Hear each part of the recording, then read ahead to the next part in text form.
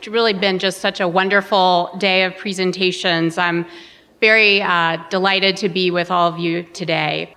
I was asked to talk a little bit about the rural LISC approach to digital equity, to digital fairness.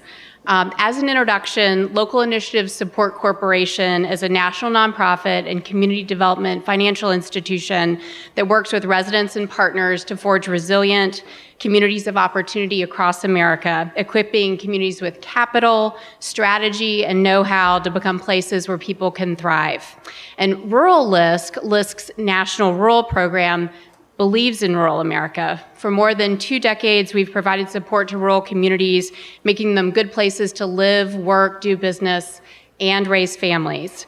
We believe that nonprofit community organizations play an essential role in achieving this mission and are dedicated to building the capacity of these place-based groups, increasing their productivity, identifying new resources, as we've heard a lot about today, and investing in their work. Rural LISC focuses on 5 core areas to help build ecosystems that connect capital, culture, and training, including lending, housing, workforce development, disaster response, and broadband and infrastructure. And we've learned a lot about how cross-cutting broadband and infrastructure is to those other priority areas. So next slide. Our rural broadband work really just launched during the pandemic. And we saw on the ground what you saw. Without access to online opportunities and training, rural Americans were increasingly stuck, unable to access, much less leverage, the gig economy. Parents were driving kids to parking lots, hoping to find Wi-Fi. Patients were neglecting health conditions and more. There really was a severe human toll in rural places. And so Rural LISC asked itself, where do we go from here? As one of our on-the-ground partners, Sandra in Northwest Ohio, said recently, we can give people all the access to computers and internet in the world, but if they don't know how to use it, it's meaningless. And she works for a human service agency where coaching individuals and families one-to-one is exactly what they do. She also said, as one rural mile has it, another rural mile in Northwest Ohio doesn't. So working hand in hand with local leaders, funders, and community members like Sandra, the Rural LISC Partner Network built a digital opportunity program at scale. We now have 43 partner organizations hosting more than 120 cross-trained digital connectors, also known as digital navigators or coaches. In just the last year, these connectors have reached over 2,000 individuals and families across 20 states, including in Texas. And I'm excited for you to hear from one of those partners shortly. There was the immediate problem of addressing the digital opportunity gap brought into sharp focus by the pandemic, and alongside it, an opportunity to link broadband infrastructure planning to the larger community and economic development agenda that Rural LISC was looking to support. So interestingly, our cross-trained digital navigators or digital connectors got to know the providers in their area, what they offer and what it costs. If you'll go to the next slide. The LMI families they serve. They asked, how do you use the internet? How would you like to use the internet? And then found an individual customized solution for that family. Maybe it means not waiting until the local human service agency opens on a Monday in order to check a benefits balance on a Friday. Sometimes it's tech support, but often it's support for improved quality of life. So we really see 3 key whys. I'm going to echo what was already said today because I do think that these are the messages everybody is trying to underscore. Any digital infrastructure program is meaningless without end users. Adoption and training are key. Our broadband program, as do all Rural LISC programs, directly benefit and support rural communities. Secondly, that increase in capacity of local nonprofits. Closest to the opportunities, closest to the challenges and needs, it matters. We've invested in select organizations and their leaders by nurturing their engagement and expertise on rural broadband issues. We do strengthen rural America's own voice when we meet people where they are.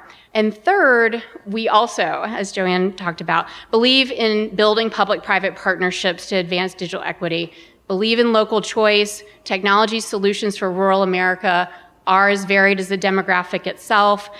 Effective, trustworthy partnerships among local, state, and federal officials, ISPs, charitable donors and foundations, and community-based organizations are critical for meaningful progress. Building trusted relationships matter.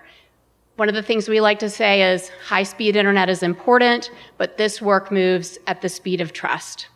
One recent example, with a local community foundation, the Cameron Foundation, Rural LISC led the formation of the Greater Petersburg Broadband Task Force in South Central Virginia, successfully bringing $14 million in Virginia Telecommunications Initiative broadband infrastructure grants and accelerating the HBCU, Virginia State University's digital inclusion plan. The outcome, families in South Central rural Virginia will have long-term, high-speed connectivity provided by the local electric cooperative, and the community gains the capacity needed to strengthen regional broadband infrastructure investments and really knitting together many stakeholders on the ground. I found it interesting. Cameron Foundation's $1.15 million match contribution came at the right time for these rural county applicants. The task force also changed the way the foundation saw its own role, moving from transactional approaches like funding hotspots, which they had done to the tune of $500,000 the year before, to 1/4 of their annual budget being invested in this truly long view agenda for the rural community. Next slide. Local philanthropy can be pivotal to broadband efforts by playing a convening and connecting role. Supporting quality data dissemination is another role.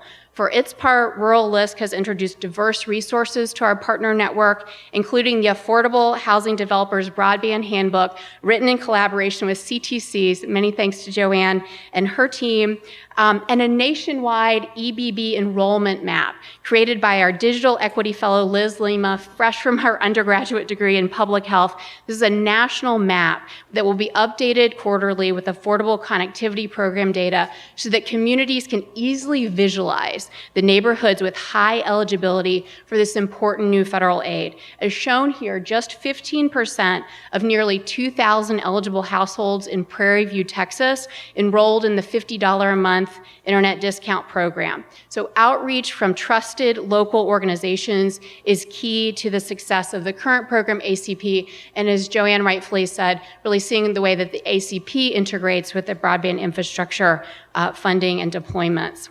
So from LIFE, Legacy Institute for Financial Education in Lufkin, Texas, that you'll hear from shortly, to the Southeast Nebraska Collaborative, to HRDC in Bozeman, Montana, if you'll go to the next slide, and People Inc. in Abingdon, Virginia, Fayette Community Action in Southwest Pennsylvania, to Fort Payne Chamber of Commerce in Northeast Alabama, from our partner serving the Navajo Nation to an affordable housing partner serving Central West Virginia, Northwest Community Action to Pathfinders in Indiana and Kingsport Housing in East Tennessee. These are just some of our Digital Navigator partners from the last year who recognize that broadband and digital inclusion programs are a means to an end, a means to leveraging workforce, economic, and community development strategies.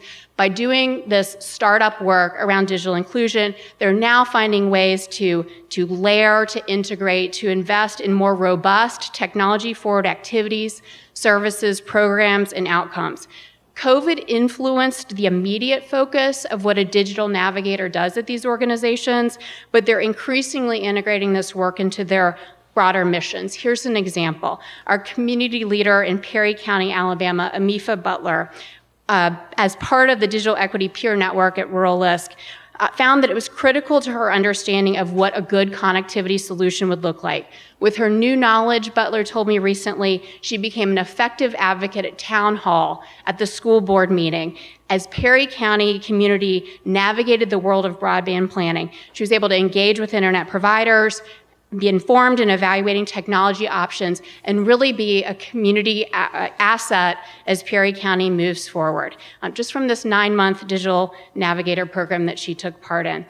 My take-home message on the next slide is simple. Human infrastructure moves digital infrastructure forward. Now is the time to empower communities with the agency to develop broadband plans and strategies for technology adoption. And to get exactly how we might do that in Texas, I'm pleased to invite Molly and Cindy to join me on the stage. Thank you.